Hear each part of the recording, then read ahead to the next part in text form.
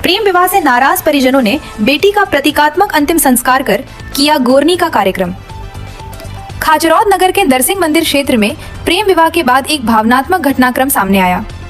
प्रेम विवाह से नाराज माता पिता एवं परिजनों ने समाजजनों की उपस्थिति में अपनी जीवित बेटी की तस्वीर का प्रतीकात्मक अंतिम संस्कार कर गोरनी कार्यक्रम आयोजित किया।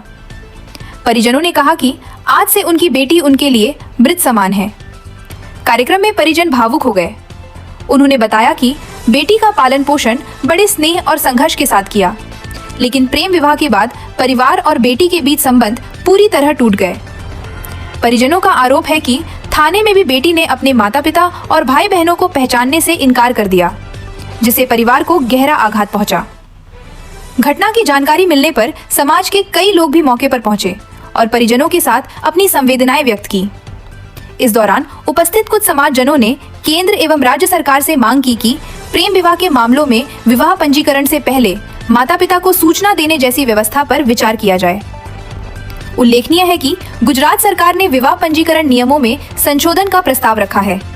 प्रस्ताव के अनुसार प्रेम विवाह अथवा भागकर किए गए विवाह की पंजीकरण से पहले माता पिता को सूचना देने, उनके आधार विवरण एवं मोबाइल नंबर दर्ज करने तथा विवाह प्रमाण पत्र जारी करने से पूर्व 30 दिन की आपत्ति अवधि रखने का प्रावधान प्रस्तावित किया गया है।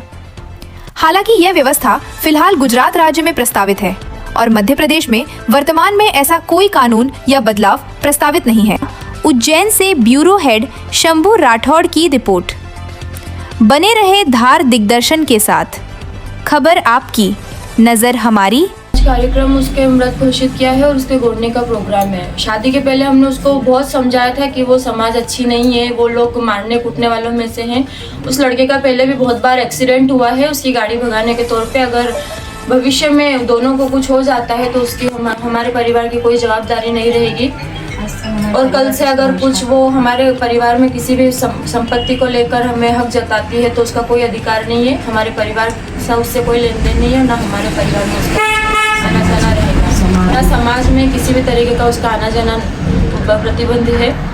और कल से उन दोनों को कुछ भी हो जाता है तो उसकी जवाबदारी उसके परिवार की, उसके ससुराल वालों की रहेगी। हमने इसका पूरी तरीके से बहिष्कार कर दिया है। क्या नाम था बच्ची का जिसका आपने गोरनी का कार्यक्रम करा? कोमल प्रजापत नाम था उसका। और हमने आखिरी समय तक उसको बहुत समझाने की कोशिश की, उसके पैरों में पड़कर उससे माफ़ी मांगी, उसकी हर गलती को माफ़ करने की भी कोशिश की।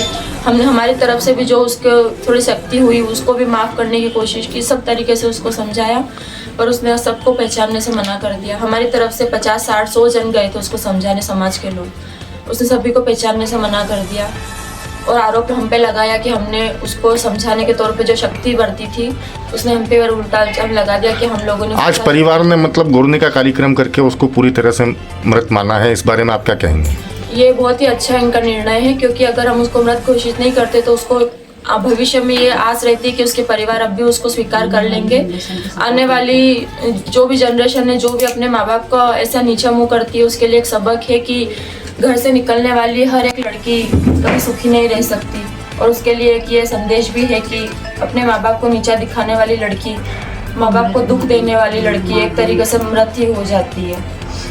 एक संदेश ही देना चाहते हो इस निर्णय से। मैं भी पूरी तरीके से सहमत हूँ कि बहुत अच्छा निर्णय लिया, नहीं तो उसको ज़िंदगी भर कभी भी आस रहती कि उसके माँ बाप उसको आज भी स्वीकार कर लेंगे। आखिरी मौका था उसके पास कल का कि वो अभी भी आ सकती है अपने माँ बाप के पास, पर अब उसके पास कोई अब मौका नहीं है कि अब अपने माँ बाप के पास, अपने परिवार समाज के पास वो जा सकती है।